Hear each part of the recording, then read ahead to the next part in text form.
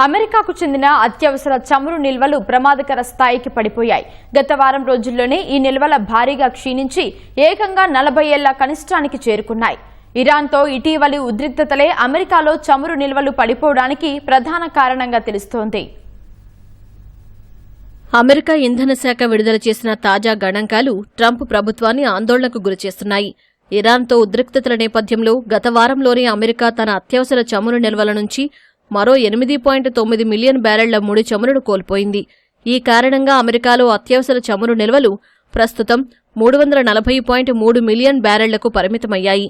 America చరిత్రలో ఇంత తక్కువ స్థాయిలో చమురు నిల్వలు ఉండటం గడిచిన 43 ఏళ్లలో ఇదే మొదటిసారిగా తెలుస్తోంది.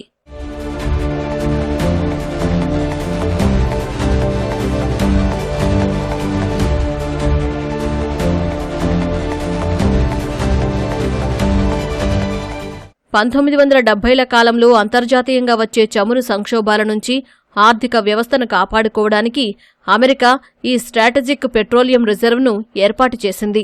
అయితే ఇటీవల కాలంలో ప్రపంచవ్యాప్తంగా తలెత్తిన ఇంధన సంక్షోభం, పెరిగిన ధరలను అదుపు చేయడానికి అమెరికా ప్రభుత్వం ఈ అత్యవసర నిల్వలను నిరంతరాయంగా మార్కెట్లోకి విడుదల చేస్తూ వస్తోంది. కానీ నిల్వలు ఈ స్థాయిలో తగ్గిపోవడం వల్ల భవిష్యత్తులో ఏదైనా ఊహించని యుద్ధాలు, ప్రకృతి వైపరీత్యాలు లేదా రవాణా అడ్డంకులు ఎదురైతే అమెరికాకు పెద్ద ముప్పు తప్పదని నిపుణులు హెచ్చరిస్తున్నారు.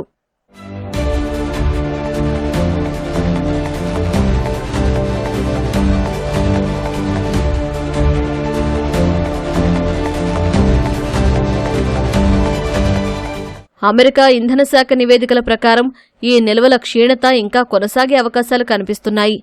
స్వల్పకాలికంగా మార్కెట్లో ధరలను తగ్గించడానికి ఈ నిర్ణయం తాత్కాలికంగా సహాయపడింది.